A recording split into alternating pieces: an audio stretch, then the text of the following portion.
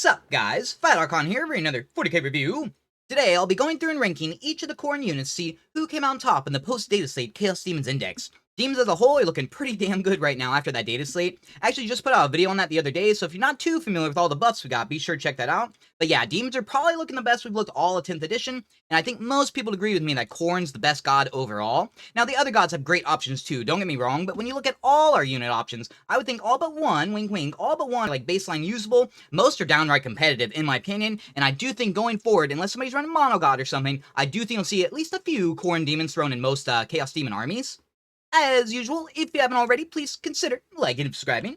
At the very least, if you guys could give the video a thumbs up, that would be much appreciated. Helps the channel, helps the algorithm, gets more eyeballs on the channel, all that sort of stuff. Gotta send a quick shout out to all the channel supporters as well. So, Nick, Sellers, Spooky Kabuki, Nightmare, thank you guys so much for continuing to support what I'm doing. If anybody else would care to support the channel, I will post a link to my Patreon down below, and of course you can become a member through YouTube as well.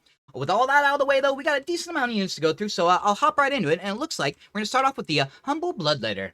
So I'm of two minds of these guys. Baseline, on their own, with no support at all, these guys are pretty terrible, in my opinion. I think they're one of the worst battle lines you could bring in the army if you don't support them at all. They have a really, basic stat line. So 6-inch move, T4, single wound, only a 5-up invul, so really they kind of die like flies. Yeah, they're not resilient at all. Their melee is it's okay. They have 2 attacks, strength 5, minus 2 AP, 2 damage each. So that is decent. They'll chew through, marine profiles and all that sort of stuff, but only 2 attacks each, not the best. Their ability is really good though. Blood begets blood. Each time they make a melee attack, they reroll a wound roll of 1. If the target is below half strength, they reroll all the wound rolls. Now, I will say the second half doesn't matter that much.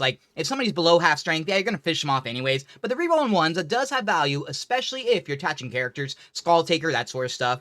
One of the best parts of these guys, though, is the fact that you can attach an instrument. And they get some +1 to their charges, so getting a 5-inch charge out of Deep Strike ain't no thing with these guys, so there is a bit of value there. Where they really pop off, though, is when you support them with other units, with attached characters especially. So you got the Bloodmaster, who gives them +1 to wound, and a 6-inch consolidate, or you can do a Skulltaker, who gives them dev wounds. So both of those, bam, those pop them up just on their own, and then if you really want to get them sky high, and this is mandatory if you're going Khorne, you'd bring a Rendmaster. Rendmaster gives them +1, +1 strength, armor piercing, and damage. So just one Rendmaster, and you can bring 3, by the way. Just one of them, get them up to strength 6, AP 3, 3 damage each, so that is much better at the 120 points.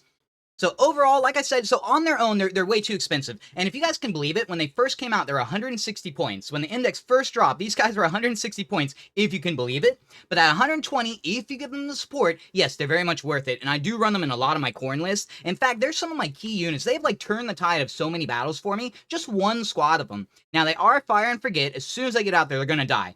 You get really lucky. Count your lucky stars if they survive after they wipe something out. But legit, man, just on their own, they can wipe out a few units. Especially if you bring Skarbrand. Skarbrand gives them +1 attack. Bloodthirster give them +1 to hit. There's so many buffs you can stack on top of them. And what's great with Rendmaster, so Rendmaster's expensive, right? Well, he buffs the rest of your army as well. It's not only the Bloodletters that get support from that. So there is a lot of value. But again, on their own, they're pretty terrible. On their own, I'd probably put them D tier, maybe even trash tier. With the Bloodletter bomb route, so if you're attaching characters, using the Rendmaster and all that, I'd put them up to A, maybe A+.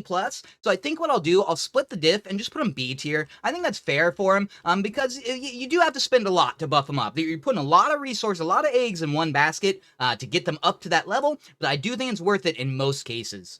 Next up, we got the lovely Flesh Hounds. When you consider these guys as costs, they're crazy efficient. They're actually one of the more efficient units in the entire book, in my opinion. So for 70 points, you're getting the 12-inch move, T4, 2 wounds each with a 5-up invul. So that alone is fantastic. Where they really pop off though, and the reason I toss them in most lists is their keywords. They have the beast keyword. That is such a big deal for demons. We're mainly monsters and mounted, that sort of stuff. So terrain can be a real pain in the ass. These guys don't worry about it one bit, man. And they make perfect objective sitters and objective takers.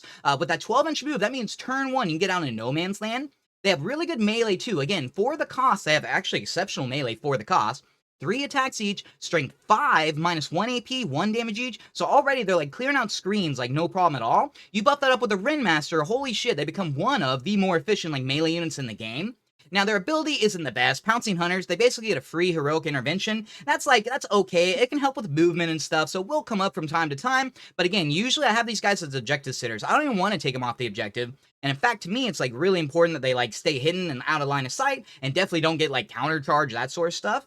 They do also have a flamer. They have a single flamer, so that's kind of cute. No AP or nothing like that, but they are good at like clearing out screens. Enemy like Space Marine scouts, that sort of stuff, like they'll be pretty afraid of these guys. Overall, honestly, Flesh Hounds, they're almost an auto-include. Even a non-Khorne list, they're like one of the first options you look at for like scoring and again, objective holders, that sort of stuff. I think they're damn good, man. Honestly, I'm putting them A+.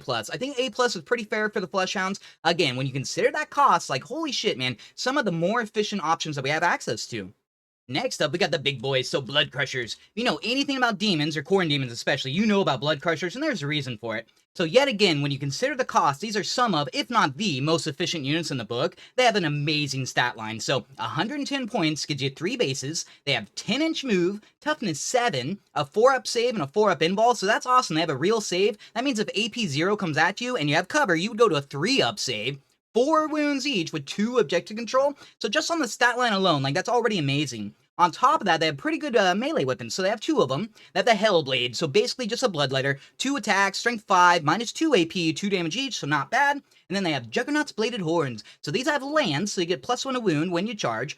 4 attacks each, hit on 4s, but strength 6, minus 1 AP, 1 damage each. That is fantastic on its own. Yet again, I'll probably be saying this a lot. You include a Rendmaster, like holy shit, dude. Those become some of the best like damage output we have for the cost. On top of that, they have one of the best abilities you could possibly ask for. So, Brass Stampede. Each time this unit finishes a charge move, you select one enemy unit with engagement range, and for each model in a unit, you roll a die. On a 4-up, you do D3 mortal wounds. What's fantastic, first of all, you're doing mortal wounds. We don't have easy access to that, and it's such a big deal. That helps deal with, like, fight first, screens, all that sort of stuff. On top of that, it's not each model engagement range, it's just the unit engagement range. So you have a big 6-model unit, you can even have a 7-model unit if you attach the character, and you just get 1 base in engagement range. Boom, dude, I'm rolling 7 dice on you. Potentially, you can do what? You can do 21 mortal wounds, theoretically. That'll never happen, of course, but still, that's wild, man. If you do the 6-man blob, on average, you should do 6 mortal wounds. That's fantastic. That'll wipe out, like, smaller screens, like, easy peasy. On top of that, they can get both the icon and the instrument, so you can still get your 5-inch charges out deep strike with these guys. That's so good, man. What I love too, so I love that you can either deploy them on the board or put them in deep strike. Like either way is just as valid. Truthfully, I usually do both. Often I bring 3 squads of them. A lot of times I go MSU, but for sure you can go like full squads if you want to. With their resiliency, the T7 and the 4-up invul and the 4 wounds each, they're really hard to kill, man. They make great distraction card effects. People have to decide, like, ooh, do I kill the, do I kill the Greater Daemons? Or the guy who's going to do a boatload of mortal wounds to me? It's a hard decision for your opponent. Yet again, when you consider the cost and the fact you can buff them up with the Rendmaster, even without a Rendmaster, they're fine, but with the Rendmaster, dude, you're getting 6 multi-damage attacks going out there, 2 of which are 3 damage. You bring Skarbrand along, that can go up even freaking higher, like, it gets pretty wild there. Definitely, these guys belong in S tier. Yeah, they belong in S tier. They're one of, if not the, most efficient units in the book. Technically, they're more efficient than even, like, Greater Daemons and all that sort of stuff, so if you're doing mono Khorne especially, they're an auto-include. Even with Mixed God, you will almost, well, not almost always, but you will very, very, very often, like 70% of the time, you will see at least 1 squad, you usually see 3 squads of them. Next up, we got the Skull Cannon. So this guy's one of the cooler looking models we got access to, so that alone is like bonus points for sure. But, so this guy just got a price drop. He's under 100 now, thank God. He's only 95 points. For those 95 points, you get a pretty efficient profile. So 8-inch move, toughness 9, yet again, you got a 4-up save and a 4-up invul, 9 wounds, and 3 objective control, so that's like not bad in the least bit. On top of that, they actually have like a range option. We're talking about Khorne Daemons here, so that's pretty interesting. Skull Cannon. It does have blast, and it has 48-inch range, so really good range. D6 plus 2 attacks, hit on 3s, strength 9, only AP 1, but 2 damage each. Now, the AP 1 does kind of hold him back. That prevents him from like doing a lot of damage. Pretty much everybody and their mother gets, like, cover these days, so even in the basic Marine profiles, you're still doing only, like, they're still getting the 3-up saves most of the time. That said, you can boost it up if you need to with, we have a stratagem, give you +1 AP, potentially even reroll wounds, but that's not why you bring this guy. The reason you bring this guy is his ability, so, Skulls of the Fallen. In your shooting phase, after the smallest shot, select 1 enemy unit of any kind that was hit by 1 or more of your attacks, and they must take a battle shock test. That stratagem I just brought up gives you AP 1 baseline, and if they're battle shocked, you get to reroll wounds. So that can buff the rest of your army. Imagine Skarbrand rerolling all of his wounds, like, gets pretty nutso there. He's only 95 points, so, like, that's pretty fair. On top of that, he has actually good melee. For a cannon, he has good melee. So he has Attendant's Hellblades, 4 attacks, hitting on 3s, strength 5, minus 2 AP, 2 damage each. He also has 2 AP 0, but strength 6, 2 damage attacks going out. So that's 6 2 damage attacks coming from a 95-point model who can also shoot as well. So like, definitely not bad at all. I'm definitely not really that sold on him, even at 95 points. I think he's valid. He's not terrible, but he's not an auto-include, like, even in the least bit. Again, that AP 1 holds him back. However, if you're a clever general and you're trying to get those battle shocks off, okay, that does have value. Especially if you're doing, like, Mixed God. A lot of Tzeentch options can, like, force battle shock tests as well. So there is, like, an army style where you go that route. You just force as many battle shocks as you can. You're flipping objectives left and right. Again, you're rerolling all your wounds all the time. So there is a way to play him there. Overall, I think he's just okay. He is really cheap, and it's hard to it's hard to rank him now that he just got the price drop. But me personally, he doesn't really fit my style. Again, that AP 0 and only 2 damage each, or AP 1 and only 2 damage each, it's so. So me personally, I think I'm gonna put him in C tier. Now, I would love to hear your guys' opinions, because for sure, I know some people love the shit out of this guy. If you guys disagree on any pick I do, by all means, leave a comment below. But me personally, I think he belongs in, he's just like mid-range. Alright, next up, we got characters. So it's kind of funny, for Khorne, you got 7 characters and only 4 non-characters to choose from, so definitely got theme going on, almost like Genestealer Cult. Regardless, to start off, we got Bloodmaster. So yet again, if you're talking about efficiency, this guy freaking is amazing, in my opinion, obviously so long as you're bringing a Bloodletter bomb. So 65 points, he has a pretty basic stat line, so only a 6-inch move, toughness 4, he does have a 4-up in-ball, but only 4 wounds each, so it's just like, just like average. His melee output's pretty damn good though, so Blade of Blood, he has 5 attacks, hitting on 2s, strength 6, minus 2 AP, 3 damage each. Yet again, if you bring a Rendmaster, I warned you I'd be bringing up a lot, he goes up to 4 damage each with the AP 3, that means that he'd be knocking out like Terminators, Centurions, all that sort of stuff. Where he really pops off those is abilities. So his first one, he's got Bloodmaster. While he's leading a unit, so Bloodletters, you add 1 to their wound rolls. Don't forget, these guys reroll wound rolls of 1, just baseline, potentially reroll all their wounds. What's beautiful, when you have a Rendmaster, which is basically an auto-include, these guys go up to strength 6. That means toughness 10 vehicles, anything toughness 10 or below, you're wound on 5s baseline, you bring a Bloodmaster, now you're wound on 4s, and then other infantry and that sort of stuff, you're wound on 2s all the time. Their output just like skyrockets. Even into Knights, all of a sudden you're wounding them on 5s with your 3 damage attacks with the Bloodletters, gets pretty wild there. His other ability, a Gory Path. Each time the unit consolidates, not pile in, but consolidates, they get to move 6 inches. That's actually a big deal, or can be a big deal. That gets you on the objectives, potentially gets you out of line of sight, all that sort of stuff right there. So I do think that's like pretty damn valuable just on its own. Now, obviously, you only really run him if you have Bloodletters come along, but I do think if you're going the Bloodletter bomb route, I do think he's an auto-include. I would dare say he's better than Skulltaker. They both have their own strengths. We'll get to that here in a second. But obviously, you can only bring him if like Bloodletters come along, so he's kind of hard to rank. I would say if you're going the Bloodletter bomb route, he probably goes an A+, maybe just an A tier. What I think I'll do, though, is I'll put him very top of B, because, again, you only bring him along with the Bloodletters, so I think we'll just put him, like, above them. You don't bring Bloodletters without a character, and this is probably the first one you look at. Alright, next up, we got Skulltaker. So he's the named option. So again, when you're talking about points efficiency, he's actually pretty up there. So he is more expensive. He's 85 points. He has a slightly boosted profile. So still 6-inch move, toughness 4. He does have a 4-up save with a 4-up in-ball, so that's cool. AP 0, you get a 3-up save if you're in cover. He has 5 wounds as well, so slightly more resilient. Where he really pops, though, his melee weapon. I love it. So, the Slayer Sword has devastating wounds and precision. So this guy's gonna murder characters. Even stuff like Abaddon, those sort of people, like, they need to be afraid of this guy. He has 6 attacks, hitting on 2s, strength 6, minus 2 AP, 3 damage each. Yet again, you can boost it up to 4 damage each with the Rendmaster, no problem at all. And then he really will be, like, threatening almost every character in the game. Now, where he really pops is his abilities. So, Lord of Decapitations. Excellent name, by the way. While he's leading a unit, they all get devastating wounds on their melee. So I mentioned they both have their own strengths, Bloodmaster and Skulltaker. So Bloodmaster, I'd say he's sort of like anti-everything, sort of anti-vehicle. That +1 to wound is pretty big.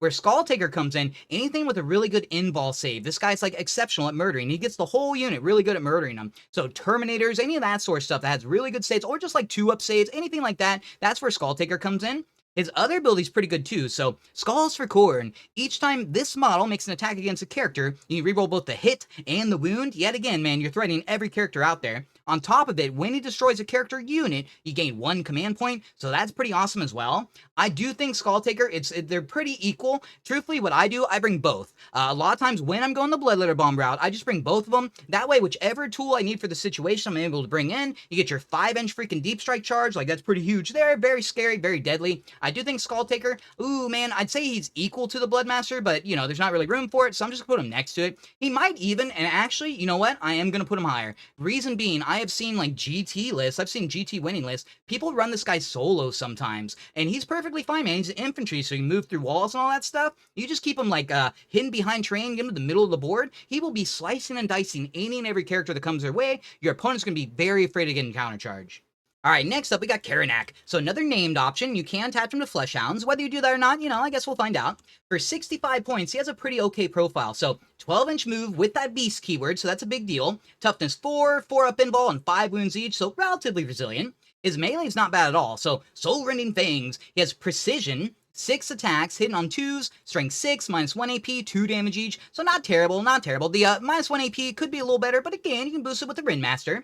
His first ability, Pack Leader. While he's leading a unit, they can reroll all their advance and charges. Now, the question is, do you really want to be using your Flesh Hounds as, like, offensive units?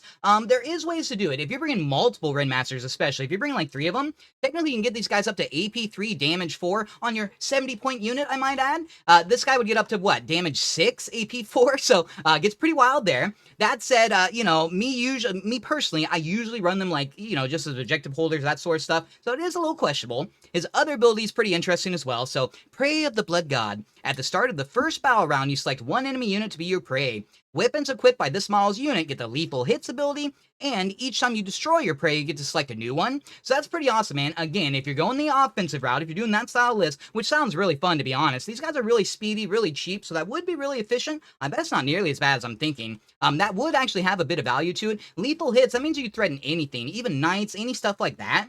Now, that said, you really don't see Karanak often, because again, he's 65 points. I can get an entire squad of Flesh Hounds for 5 points more, and I do think overall, when it comes like scoring, that sort of stuff, I do think these guys have more value than just him. That said, I could very much see lists that bring Karanak along. You could even run him solo. With that 12-inch move, like, he'd be kind of easy to sneak across the board. I could see lists that run him along. That said, overall, I really don't care for Karanak. I pretty much have never ran him. I should try him out, see how he does. But for now, I think I'm going to put him in C tier. Maybe that's controversial. I would love to hear your guys' opinions. Yeah, what do you guys think of Karanak? Has anybody, like, even ran this guy? I never see him ever, but I do think, me personally, like, he doesn't really entice me.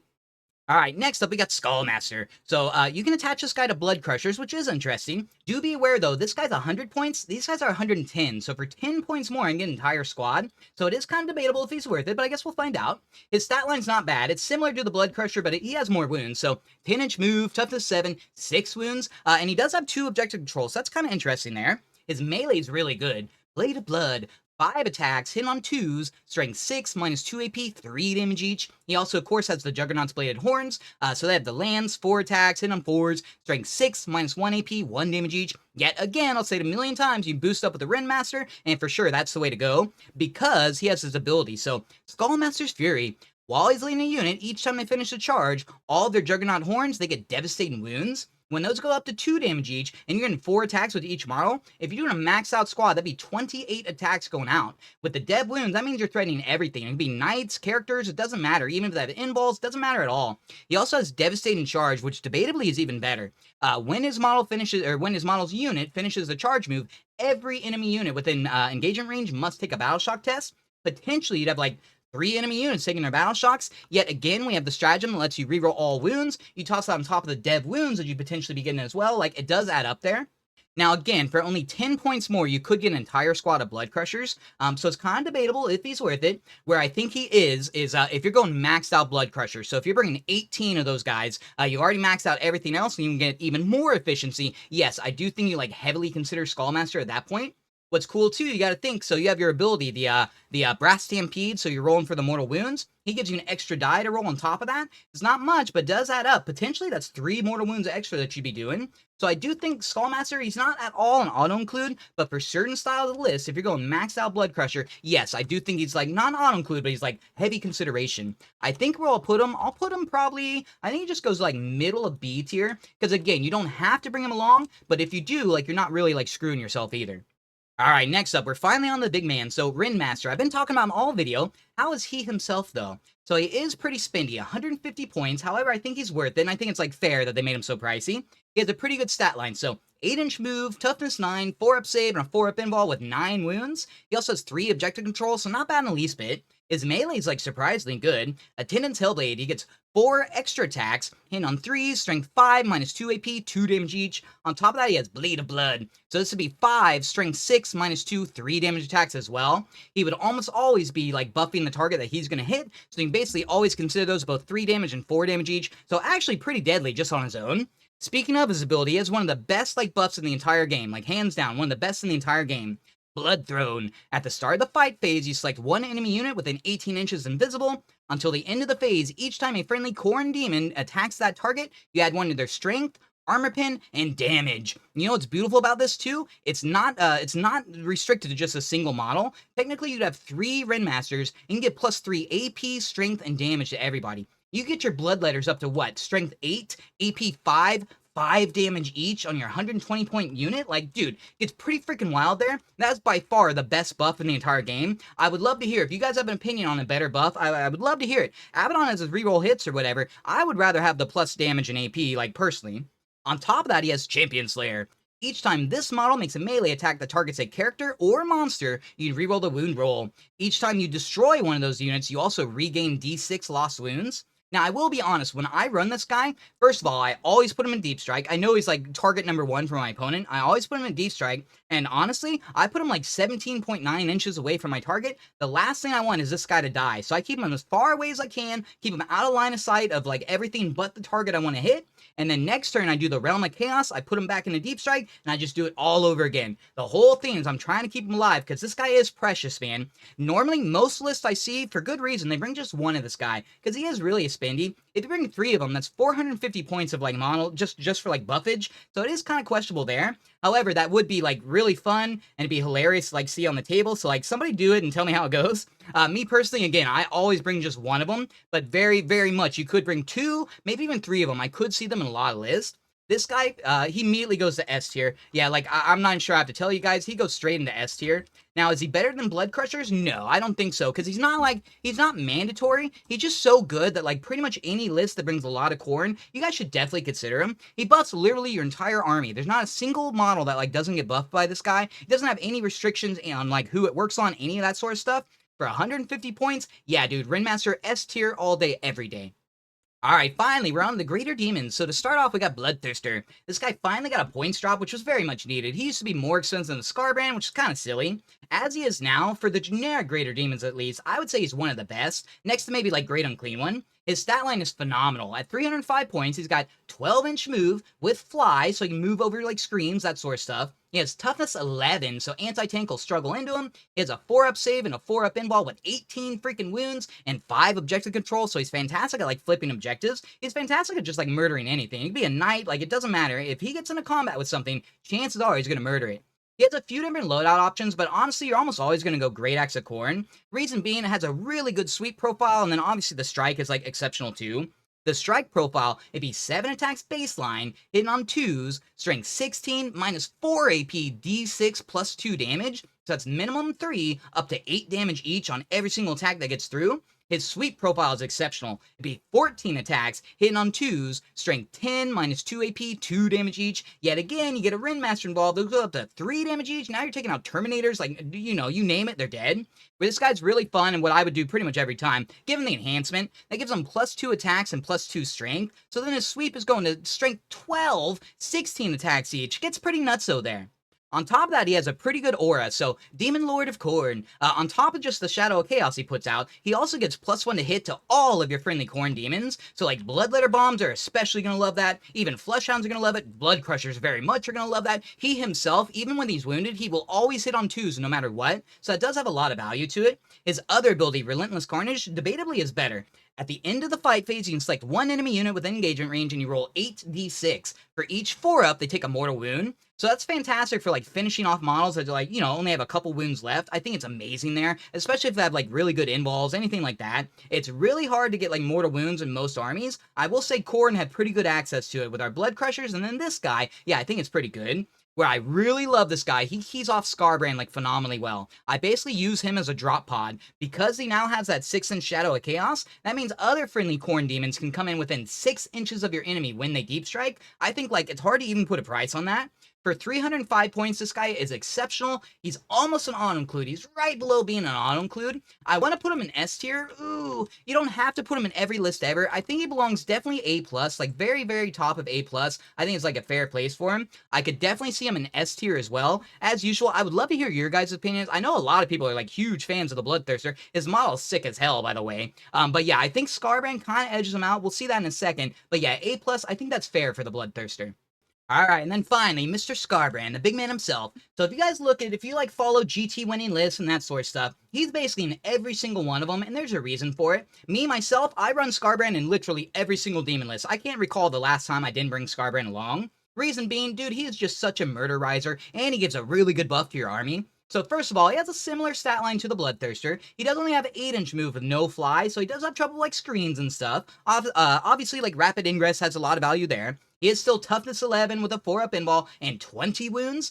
So he's damn resilient, man. That T11, 20 wounds, that's hard to chew through. For his ranged weapon, he has a pretty interesting one. So it's 2d6, strength 5, no AP, 1 damage each. That's great for knocking out like screens, like crappy screens, cultists, and that sort of stuff. There's a chance that he'll just like wipe them out completely. On top of that, he has some of the best melee in the game. So Slaughter and Carnage, excellent name. His strike profiles 8 attacks, hit on 2s of course, strength 16, minus 4 AP, 6 damage each. This guy is near guaranteed to knock out like multiple vehicles in a turn. I can't tell you the number of games I have him, I deep strike him behind my opponent, I charge into 2 of their tanks and I knock both of them out. It's like almost guaranteed. What's awesome too, so when he gets wounded, when he gets down to 7 wounds, he doesn't hit on 3s or anything. No, he gets more attacks. He gets an additional 2 attacks. So you go up to 10 6 damage attacks there. Dude, that is a 60 damage potential. That's one of the highest in the game. He also has a really good sweep profile. So 16 attacks, hit on 2s, only strength 8, minus 1 AP, but 2 damage each. I'll say it a million times. You bring a Rendmaster in there, hot diggity damn, dude. 16, 3 damage attacks. You'd be wiping out entire squads of Terminators, all that sort of stuff.